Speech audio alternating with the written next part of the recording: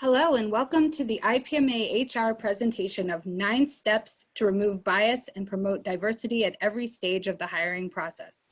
On behalf of IPMA-HR, I would like to thank you for participating today during this very busy time. Now more than ever, HR leaders are in a powerful position to create real systemic change by ensuring every member of society gets a fair shot at employment opportunities.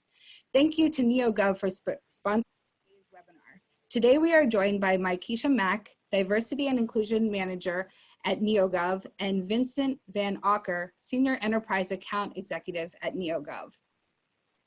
Mykesha and Vincent will share some of the latest approaches public sector and higher education organizations can use to attract high qualified, diverse applicants and ensure they are fairly evaluated by eliminating blind spots where bias exists.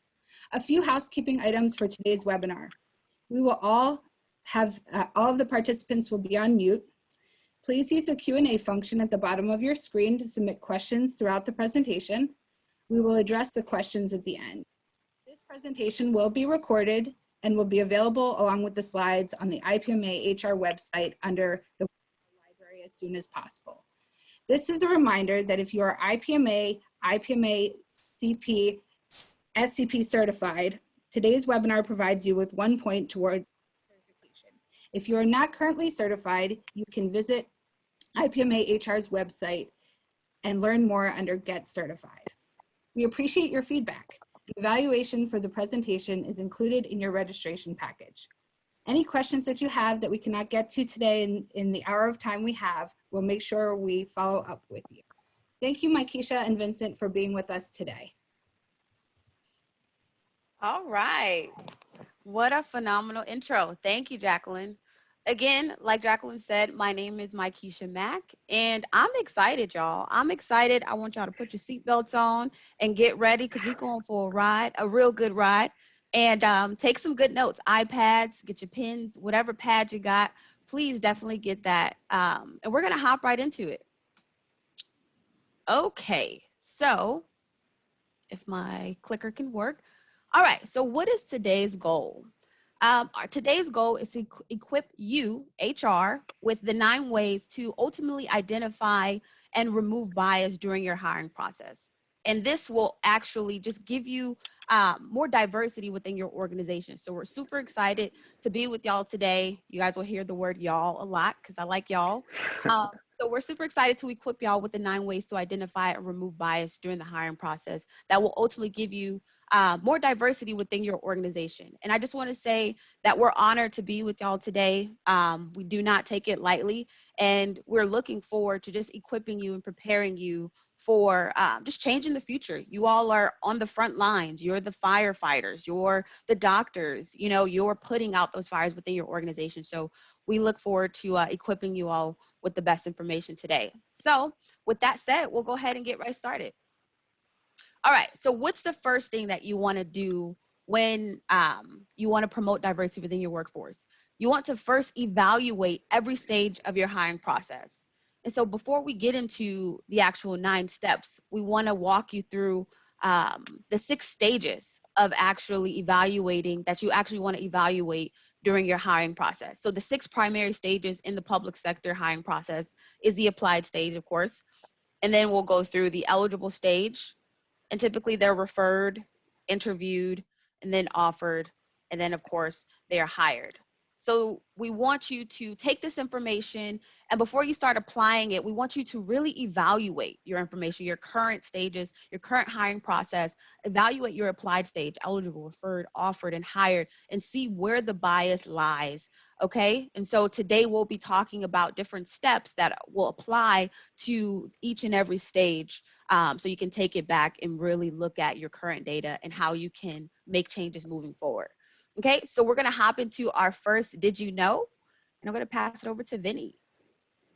Thank you, Mac. Teed that up perfectly. So we're gonna get everybody warmed up today with a Did You Know? So our first Did you know that 67% of job seekers said that a diverse workforce is an important factor to them when considering job offers, 2/3 of our job seekers. Now, hiring in the public sector is difficult enough as it is, and in many cases, we're competing against private sector who can offer maybe higher salaries or a more robust benefits package.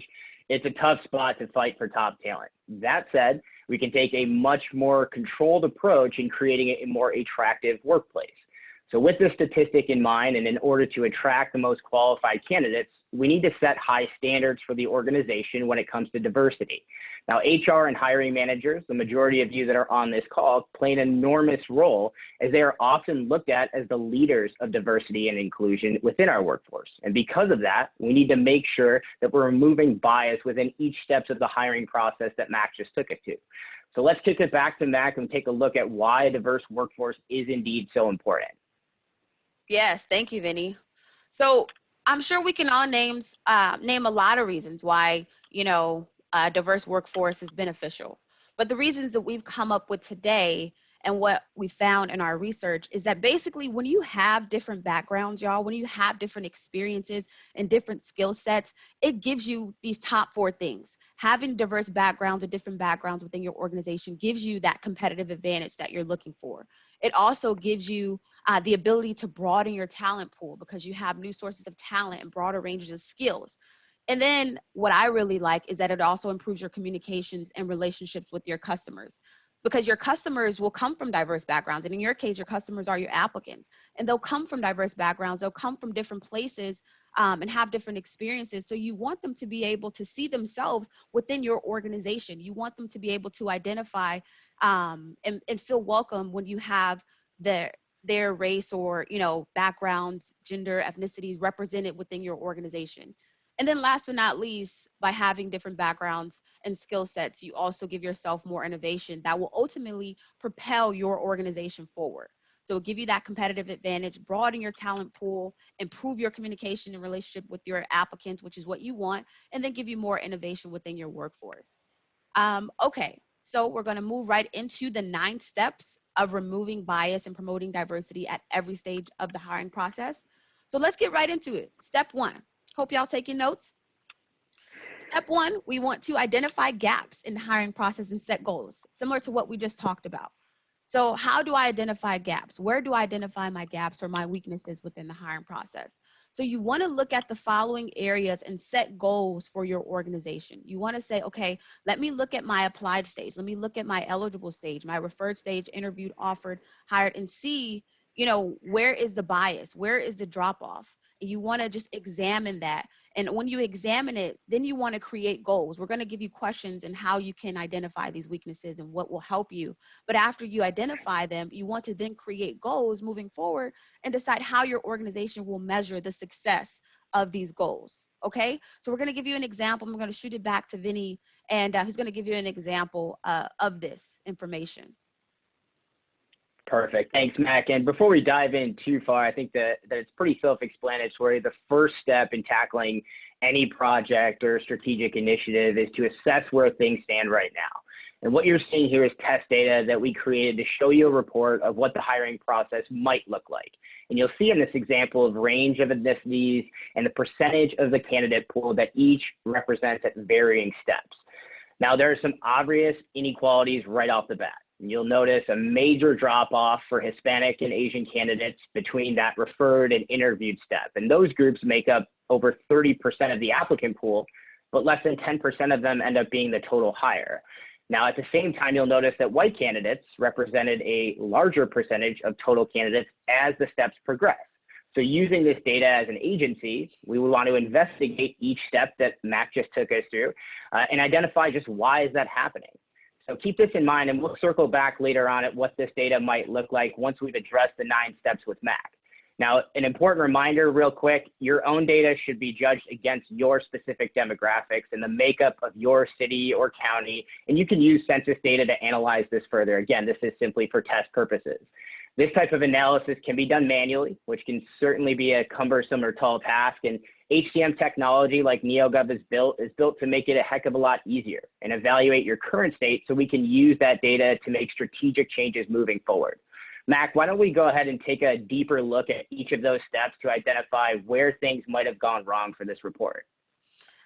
Absolutely. Very well said. Don't mind if I do. So more on identifying those weaknesses, y'all. So we're going to look into what questions should I be asking at each stage to help me identify the weaknesses in my hiring process. So when we look at the applied stage, you want to ask yourself questions like, am I getting enough diverse candidates? First and foremost, am I getting enough diverse candidates to begin with? Next, you can ask yourself a question like, am I posting the job posting in the right places? Because if I'm not getting enough diverse candidates, then I want to reconsider posting the job in other locations. On the eligible stage, you want to ask yourself questions like, are the criteria that I'm using to evaluate the candidate subject or objective? Is it subjective or is it objective? If it's subjective, you want to make it more objective. When it comes to the referred stage, ask yourself questions like, what are the criteria for deciding whether someone who is eligible makes it to the referred stage? What is the criteria for that? How are you determining which candidates are sent to the hiring manager for consideration? As we all know, unconscious bias can come into play due to PII. Unconscious bias can come into play during any of these stages, but we want to make sure that, you know, we're determining which candidates are sent to the hiring managers for consideration. When it comes to the interview stage, you also want to make sure that all the candidates are interviewed. All the candidates that are referred are actually interviewed as well. So are all of those candidates interviewed? Are there unconscious biases within your hiring manager? And most likely there could be, y'all, as much as we don't want to admit, as much as Susie can be real nice, you know, we all deal with some sort of unconscious bias, and that is okay to confront. Last but not least, we combined the offered and hired stage just because there's not a typical decision point between those stages. And you want to ask yourself questions like, are diverse candidates being offered the job? Are they even being offered the job after they're interviewed? And then last but not least, are the number of offers diverse candidates receive equal to the ratio of diverse candidates that are actually referred? So those are questions that will help you identify your gaps and weaknesses within your hiring process. We want to make this as easy as possible for you. And like Vinny said, I know it can be a cumbersome task, especially if you're doing it manually, but these questions will definitely help you at each and every stage when it comes to identifying your gaps. And then afterwards, of course, you want to then create goals. So I ask myself these questions at every stage. Now moving forward, I'm going to create my goals for each and every stage of the hiring process and then aim to achieve it. And I know y'all just not going to aim, y'all going to shoot and fire and y'all going to win. Okay. All right. So step 2, what does that look like? So step 2 is establish an employer brand of diversity and inclusion. This is very, very important. I cannot stress this enough. All 9 steps are very important, but the employer brand is very important as well. You might be asking, Mac, what is the employer brand? The employer brand is the story that you weave for your candidates on the benefits of working for your company. Why should Mac come work for you? Why should I come work for your organization? And basically, within the last several years, you guys can see that the story is really moving away, or the conversation is moving away from what an employee can do for the company and more towards what can the company do for the employee, right? So you really want to sell yourself when it comes to your employer brand and have a strong employer brand that represents diversity and inclusion. And, you know, in addition to that, within these last several months, the unfortunate pandemic of racism and just the George Floyd situation, all those things that are happening, which is why some of us are even here today, we found that a lot of executives are actually pledging their commitment to combat racism, y'all. They're pledging their commitment to combat it and seek out inclusion, seek out equity, seek out justice within their employer brand if they weren't already. So this is very crucial when it comes to, you know, diversity and inclusion. You want to make sure your employer brand is strong and an applicant knows what you stand for. And ultimately, this will benefit your bottom line with, number 1, top talent. We know you want top talent, happy employees. Happy employees make happy HR, and then reduce turnover. So those are the top benefits of having an employer brand, and we'll go more into that in a quick second. But I want to shoot over to Vinny for our first poll question. That's right. It's time to get everybody involved. So we're going to take a quick look at our first poll question revolving around employer brand. So our first poll question that'll come up on the screen here in just a moment. Have you taken an active role in determining the direction of your employer brand? A, yes. B, somewhat. C, maybe not. Or D, we don't have an employer brand at all. No wrong answers here. Just looking for a quick assessment of where things stand with the group today. So we'll leave it up for another couple seconds. We'll have Jacqueline close it out. And like Vinny said, that should be yes, y'all, not ye. But Yes. All right. Let's wait. Looks like we have a pretty good blend. Quite a few of you have indeed taken an active role, and I would say the vast majority of this group has had some type of involvement when it comes to creating or determining the direction of your employer grant. So that's a great start. Now, no matter where you feel you're at on that spectrum or with your employer brand, let's turn it over to Mac to talk about why it's so important and how it can be used to accomplish some of your diversity and inclusion objectives. All right. So that is good information, as Vinny stated. That totals to about 60% of you all that has somewhat of power to actually direct your employer brand or make a decision regarding your employer brand. So an employer brand ultimately promotes diversity and inclusion and can establish your organization or institution as the employer of choice. And this will help you do many things. And we're going to go over the top 3 things that we believe from this list that will ultimately help you become that employer of choice. One, you want to attract and retain top talent competitively.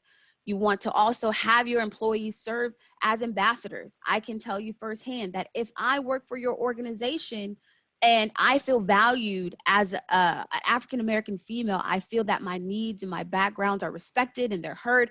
You better believe I'm going to be an ambassador for your organization. I'm going to tell the whole world and my friends about, your organization and that they should come work for this great organization because we're valued here. Okay. And another top thing, there's more on this list, but another top thing is that you'll foster creativity and then also improve your entire organizational performance. It's one thing to improve a department's performance in one area or a couple of department performances, but it's another thing to improve your overall organizational performance, which I know is something that you all want as well. So at this point, you might be asking yourself, okay, Mac, that's great. We know the benefits of a strong employer brand, but actually, how do I showcase that? What does that look like?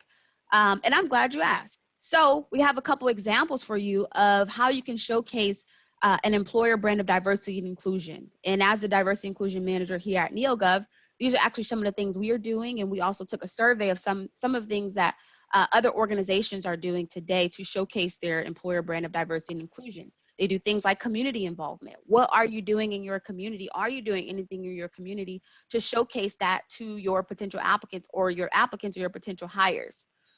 You can also celebrate various holidays or celebrations when it comes to different heritages and backgrounds. And then you can also do things like an employee spotlight that represents different races. This is actually something that we're doing within our organization as well, where we spotlight a particular employee of a different background, race, gender, ethnicity, and we interview that employee, and then we send that interview out to the entire organization so everyone can know about that person and their background and how they grew up. So that is something you can do as well. Another thing that we do here at NEOGOV is that we also have table talks. So we have monthly table talks where I make sure that we create a safe and brave space for employees to come and talk about, tough issues like systemic racism or like breaking down stereotypes, police brutality, things like that. So we create a safe space for our employees to come and talk about those things. And where can you showcase these things? You can showcase them on your social media pages. You can showcase them on your career pages, put pictures on your career pages about these things that you're doing. And then you can also put them in your career pages. And y'all, please put real pictures of your employees. Do not put no pictures of, the stock photos. I've probably seen all of the stock photos there are, but try to put pictures of your actual employees on your page, because we can tell when you're being authentic and when it's real. So you want it to come off real, you want it to come off genuine, and you know that you've really got this down packed when you really don't have to think of it. You succeeded at branding your employer or your organization as a diversity and inclusion organization when you really don't have to think about it. It's just who you are. This is who you've embedded. This is what you've embedded within your organization. Okay. All right. So we're going to go to another. Did you know? Well said, Mac. Well said. Now, our second did you know here, 77% of talent acquisition managers in small to mid-sized businesses and organizations agree that their employer brand has a significant impact on their ability to hire great talent. In short, it's critical to think about how you're branding yourselves as an organization or as a government agency. So I encourage you all to take a moment and think through, as an incoming candidate, what might I gain when I'm looking into the employment opportunities within your organization? And remember that our goal here today is to best position the agency to best attract and retain qualified, talented, and a diverse workforce. On to step 3. Okay. Yes, very well said. Step 3. So part of having a strong employer brand, and in addition to everything else we've said, you also want to have audit your diversity and inclusion statement. So you want to be able to audit your statement so applicants can know what you stand for. So this is an example of County of San Mateo. They have their diversity and inclusion statement. And this is a fairly well-written diversity and inclusion statement. We'll read it off. It says, committed to diversity, we foster a workforce that's just as diverse as our community. We believe this commitment produces the best results for our organization because our team is empathetic and understanding to our residents' needs and background. Very well said. They're empathetic, they're understanding of different backgrounds and needs. They're committed, which shows you that this is an understanding of ongoing work. It's not just something that happens overnight. And they said they're just as diverse as their community. So this is an example of how you can update or audit your diversity inclusion statement. And we're actually speaking of diversity inclusion statement. I want to know how many of you have updated, or when's the last time you updated or edit your current diversity inclusion statement? Sorry, Vinny, I know I read that question off, but this is our second poll question. That's all right, Mac. We'll go ahead and fire up poll question number 2. And as Mac had said, we simply want to know, when was the last time you updated or edited your diversity and inclusion statement? Was it within the last few months, maybe the last 4 to 6, 7 to 12, last couple of years, or maybe you don't have one at all? We'll give you guys a couple of seconds to answer that question. We'll have Jacqueline close it out. Yeah, no wrong answers here. No wrong answers. Absolutely. That's what we're here for. All right, so let's go ahead and assess where we're currently at. And again, looks like a pretty good blend, although about a third of the group doesn't have a diversity and inclusion statement, and that's okay. Now, that's our goal today, is to give you the tools and, like Mac had said, equip you with the information that you need to make improvements going forward. So with that, let's dig a little deeper with Mac into how we can improve these statements. Absolutely. Definitely good to know. Great information. I can get to this next slide. All right, so like I said, this is what we're here for. We're here to help you. We're here to help you grow. And if you don't have a diversity inclusion statement, that is okay. You want to audit your diversity inclusion statement if you do have one. But if you don't have one, please, please, please don't allow it to look like this, y'all. Don't go copying and pasting this very generic and basic D&I statement. I don't even want to read it because it's just so cold and so impersonal. As you guys can tell, it's just, I don't even know where to start. This policy applies to all terms and conditions of employment, including recruiting, hiring, placement, promotion, termination. It's like, what? Like, come on, be more authentic and genuine than that.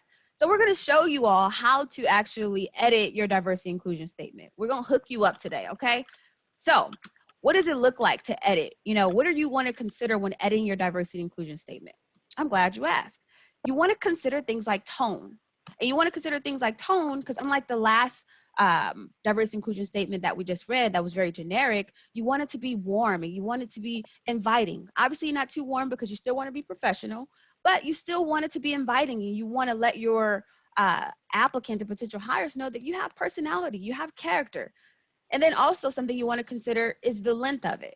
We haven't really seen any correlation between the length and the effectiveness of it. But you also just want to keep it short and sweet, get in and get out, tell them what you're about, and make it work for your organization and make sure you're communicating who you are and what you stand for.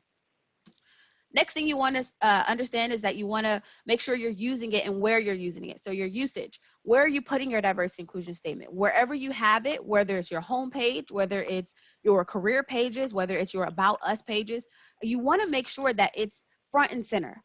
As a diverse candidate, when I go to your your career page or your home page, I want to be able to see what you stand for. I want to see your diversity inclusion statement front and center. So you want to make sure wherever you place it, that it's front and center, and then the applicants can see what you stand for.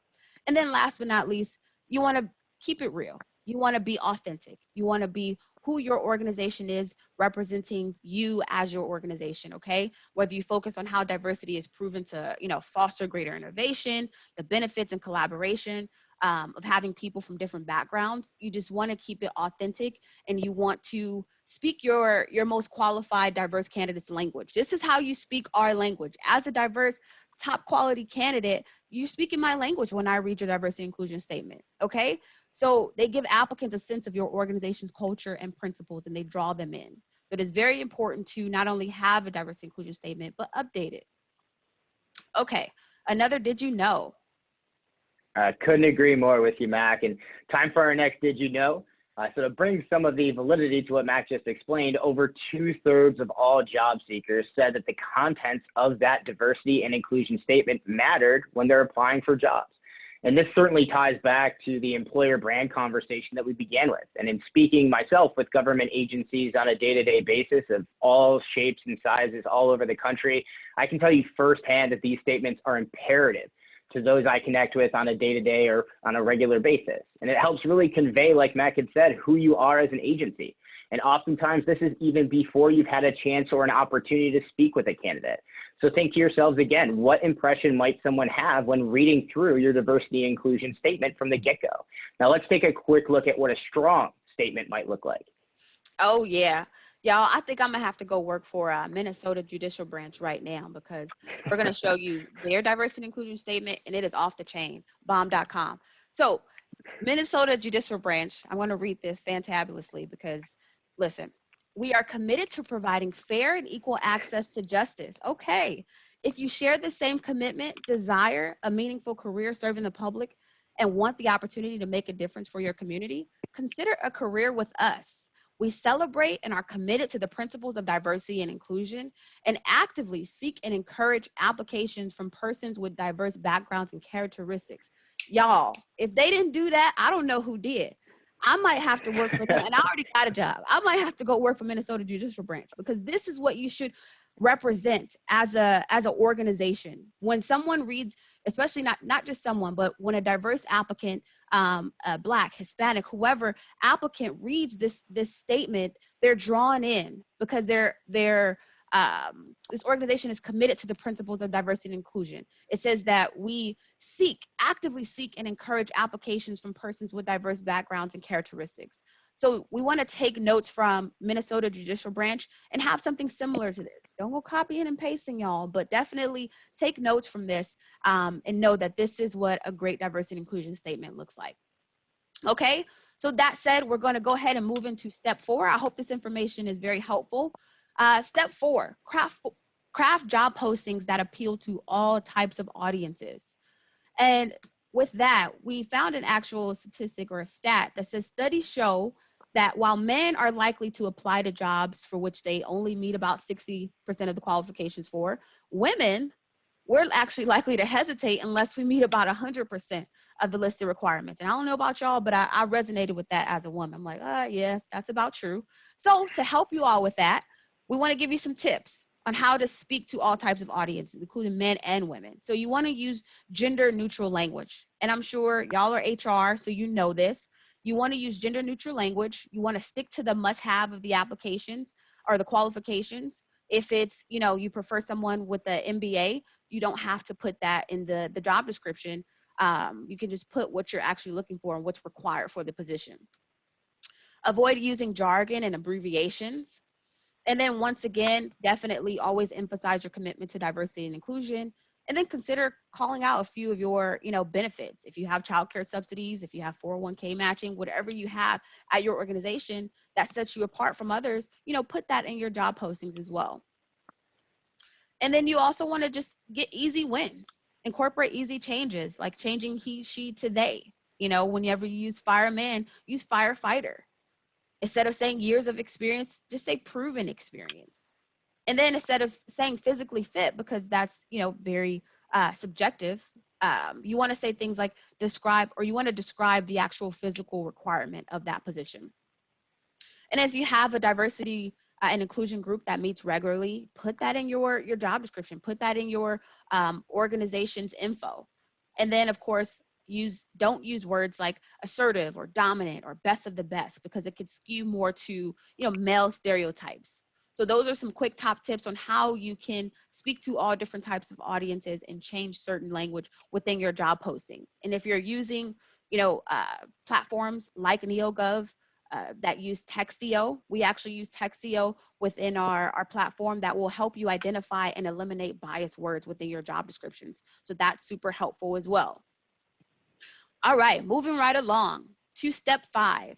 Be thoughtful about where and how you post your job openings. So as we said, we're walking through the different steps or different primary stages within your hiring process. So when it comes to the applied stage, you want to analyze those that have applied. So because this is the first stage of the hiring process, and this is going to give you insight, are you getting enough diverse candidates?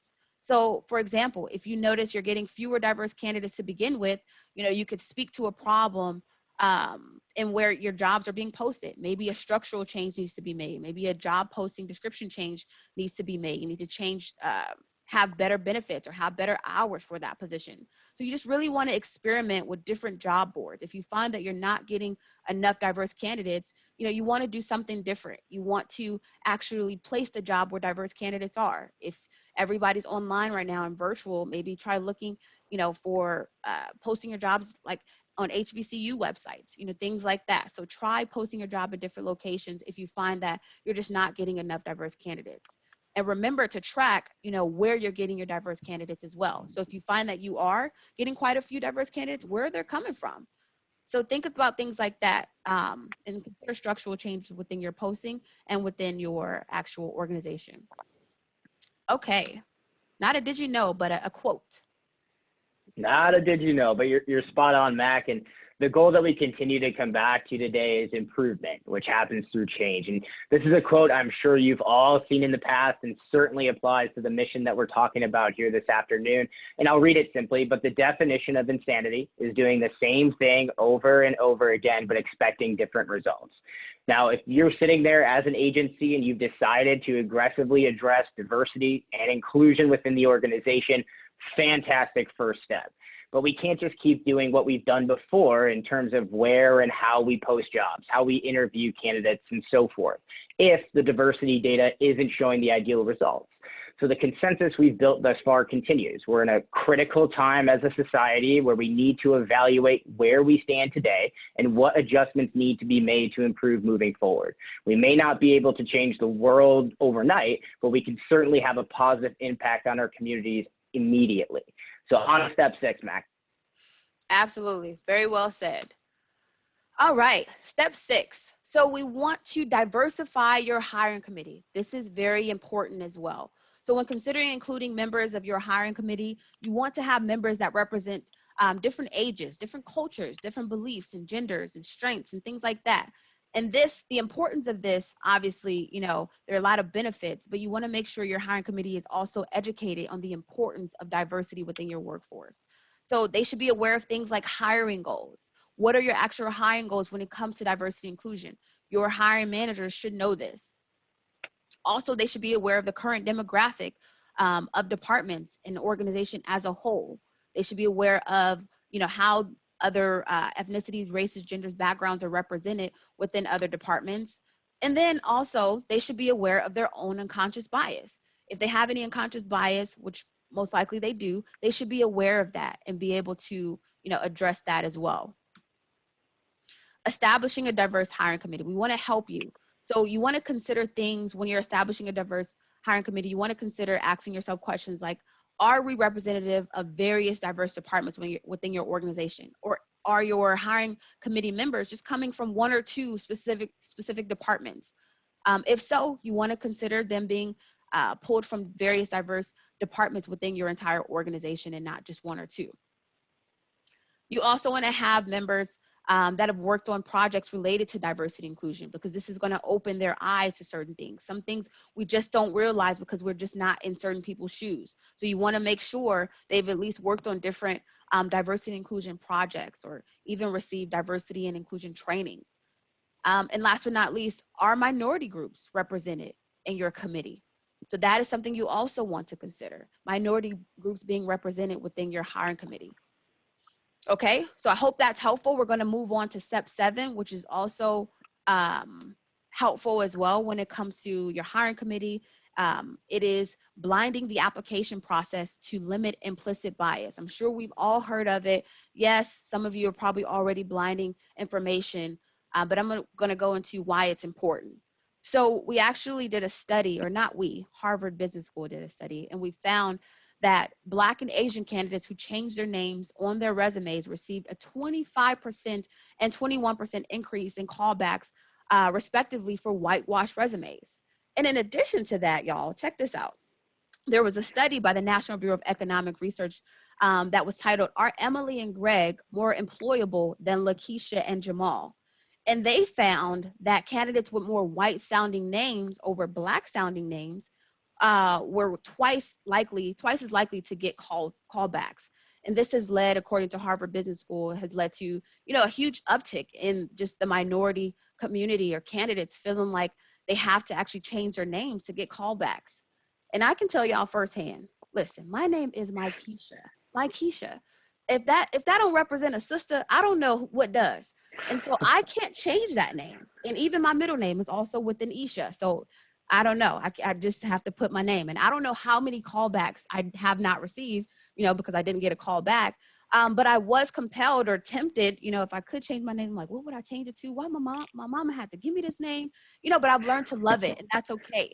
So we have to be aware of our own unconscious biases that could prohibit people from getting jobs, things such as names. So we're going to go into that a little bit deeper. And I know you all know, what things to hide if you're already hiding it, but I want to go into a little bit why. So we understand that name, we just went over why that's important, right? And so we also want to hide things like your applicant's or candidate's address. I'm from South Central Los Angeles. You better believe I do not put my South Central Los Angeles address on my resume or on my application, because I know that there are certain unconscious biases that folks may deal with, that could prohibit me from getting this job. But I now live in a more suburban area, and I put that address because it may be more welcomed, and I'm more likely to receive a callback. And you want to also hide things like gender, of course, male versus female. There could be unconscious bias there. Race and ethnicity. You want to eliminate any unconscious bias there. Of course, that's what we're talking about. Age. Maybe the person or the hiring committee member might think the person is too young or too old and might have an unconscious bias against age. And then you also want to hide things like school and graduation date, because if I'm a hiring committee member, maybe I have an unconscious bias against, those that went to Cal State, and I prefer those that went to UCLA. You just don't know. And if the graduation date is on there, I can see if, they're a little older, they're a little younger. So you want to hide things like that, because that's very important when it comes to, just choosing the most qualified candidate based on their qualifications. And then last but not least, past employers. You might be thinking, why is that important, Mac? That's important because if I work as an applicant for a past employer that represents, say a nonprofit that represents my political views, there could be some sort of unconscious bias there with the hiring managers. So just being sure that you're hiding this information until we get to the interview stage, which we're going to talk about in a second. But it's very, very, very important that you hide this information, which leads us into our next poll question.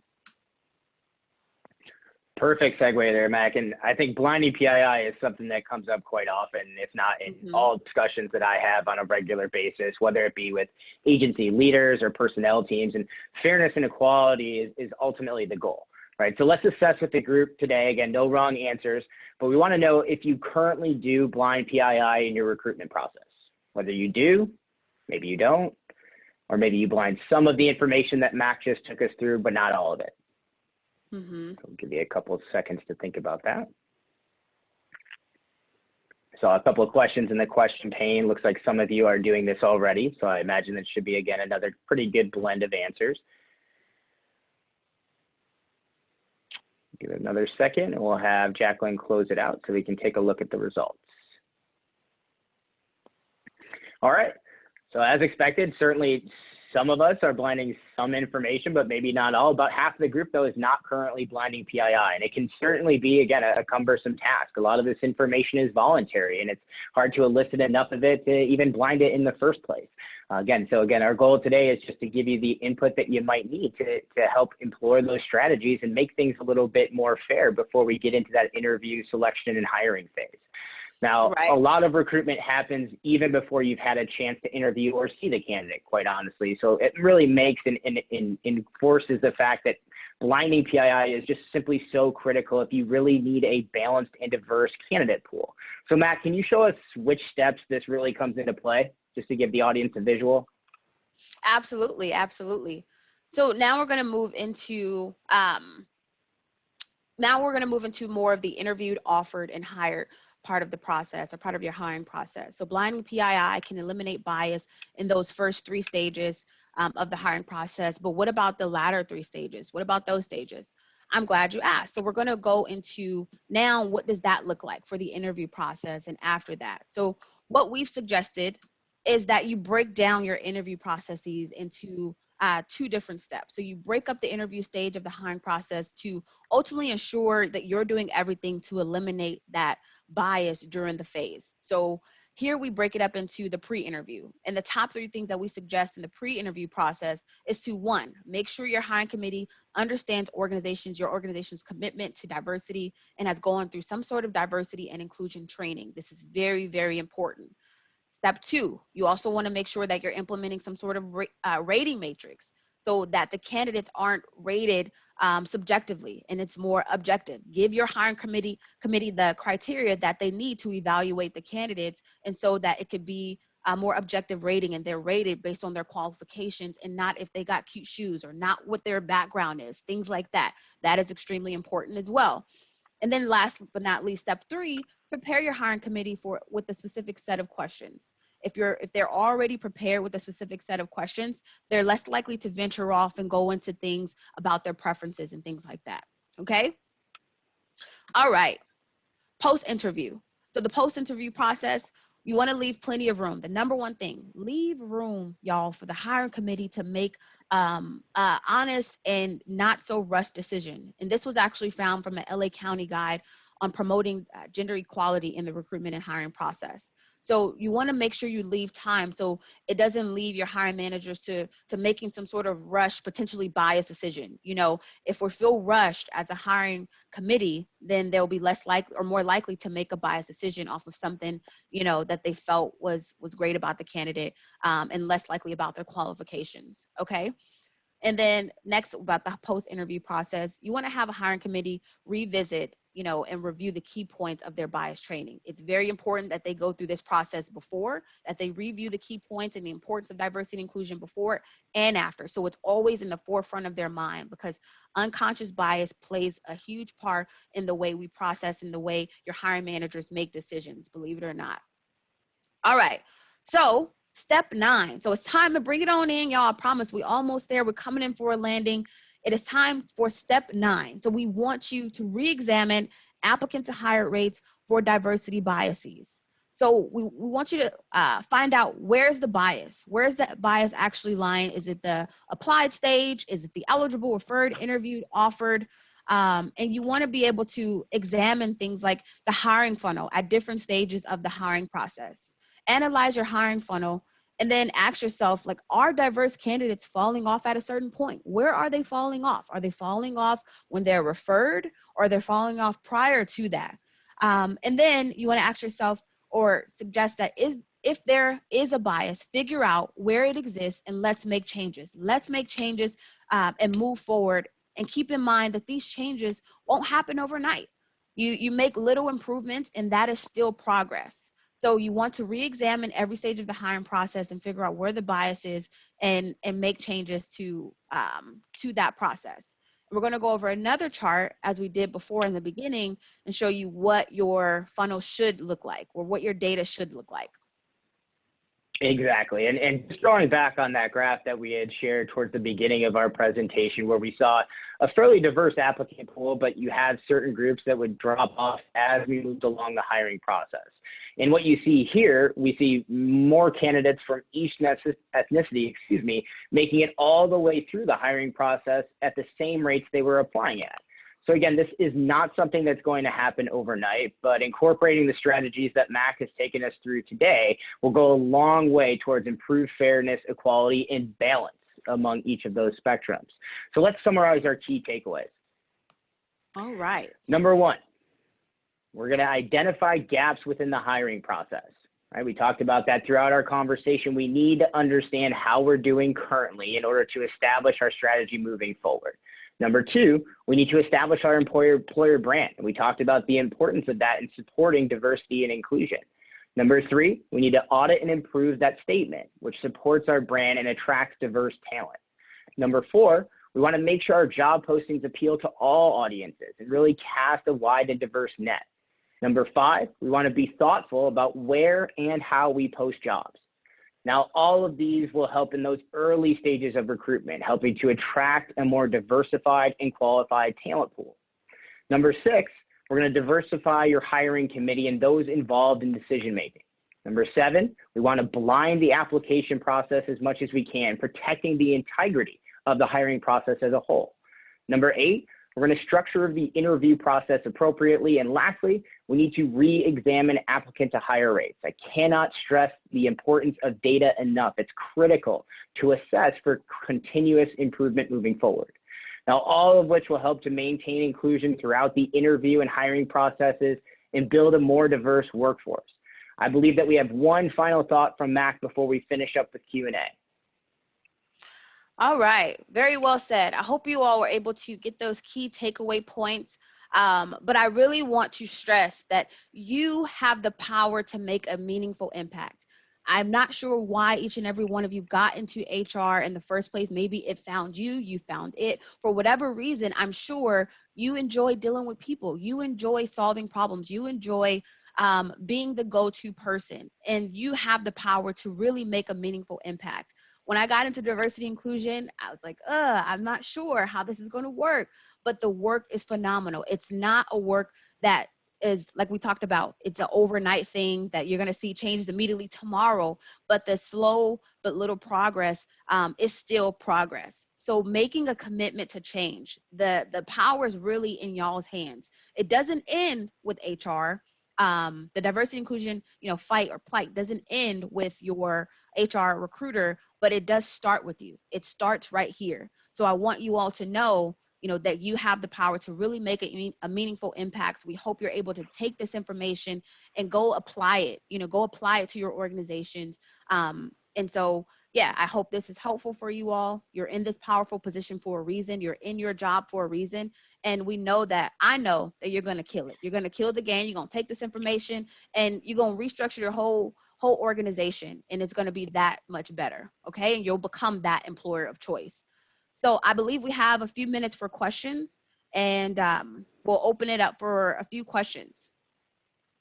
Yep, we had a number of questions come through, Mac. The first one I want to point out here real quick, just for everyone who's on the call, the slides and the recording will absolutely be sent out. I believe Jacqueline had mentioned within the next 48 hours. So I know we covered a lot of content very quickly, and Mac did a fantastic job of doing so, but it went pretty fast. So if you're trying to keep up with writing notes or typing notes, don't worry, you'll be able to go back through the recording and look through the slide deck and make sure that you get everything that you need from a takeaway and a content perspective. But Mac, I'll just rip through a couple of the questions that we have through the Q&A pane. The first one, which I believe you had touched on earlier in our conversation, but how would you suggest an agency showcase their employer brand, maybe within a job description or within a job posting? Yeah, so kind of similar to what we talked about earlier, I would suggest that you all put images of your organization or your employees within your job posting or your job description. You can put images there. You can give your benefits of what it is or what it is that you offer at your organization. If you offer some sort of weekly or monthly conversation or place that diverse candidates can go to have discussions on diversity and inclusion, put that. You know, whatever benefits you have, whatever sets you apart within your organization or from other organizations, put that in your job description, because that's going to draw me in as a diverse applicant. And I want to see myself. I'm looking for myself within your organization. As a African American female, when I go to your career pages, I'm looking to be represented. Oh, am I going to be the only sister? Because I don't want to be the only sister at the organization. I want to be represented, and I want to see myself. So put yourself in the applicant's shoes and see, okay, will the applicant see themselves or know that they're valued here, you know, as a diverse candidate? So that's the key takeaways that I would say when it comes to updating your job descriptions and making sure that you're pulling your applicants in from your job description. Put images, put benefits, let them know that we value you here. Absolutely. And along those same lines, I know we touched on this as well, but where would you suggest an agency start posting their diversity and inclusion statement? Is that something you put on your website? Do you put it within your job postings? Where should that be? Mm-hmm. Yeah, I would say you can put it in multiple places. You can put it in your, I know a lot of agencies have like an About Us page or, you know, informational page about them. It tells the applicant about their organization. You can put it there. You can also put it on your career page. Put it front and center somewhere on your career page where the applicant can see, or you can even put it in your job descriptions or on the job posting, maybe at the bottom. You can put it in multiple places. So don't feel like you have to be limited and only put it in one place. You can also put it, I know we said job postings, we said job descriptions, we said homepage. Oh, your social media pages, things like that. So you can put it in multiple locations. So I would say you can start with your career page. I would say start with your career page or even your About Us page or your homepage. Front and center, right? Mm-hmm. Make sure it's front and center. That's right. What about, like, how often should those statements be evaluated? Is this something that we should change constantly? Is it something that should essentially be kind of, you know, set as a standard and we don't really reevaluate it moving forward? How often would you evaluate your diversity and inclusion statement?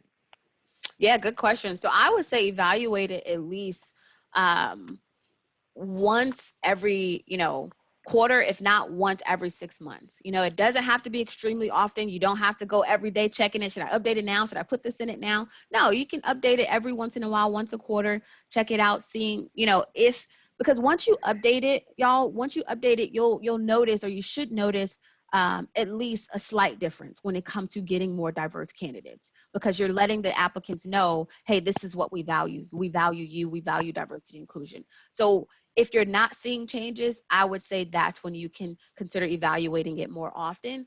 But, you know, it doesn't have to be extremely often. I would say once every 6 months, once a year, once a quarter, something along those lines. Perfect. Perfect. Here's another interesting question here from the group. Do you have any tips for reducing bias for internal selection process? So that seem like they're doing a really good job of doing that for external candidates, but internally, these are individuals that we're familiar with, that we might already have a predetermined maybe bias towards, for example. Are there any suggestions that you have on how to maybe make it as fair as possible for candidates that already work within the agency? Mm-hmm. Yeah, I would say the only thing I can think of for that, that's actually a really good question. We can put out more content related to that.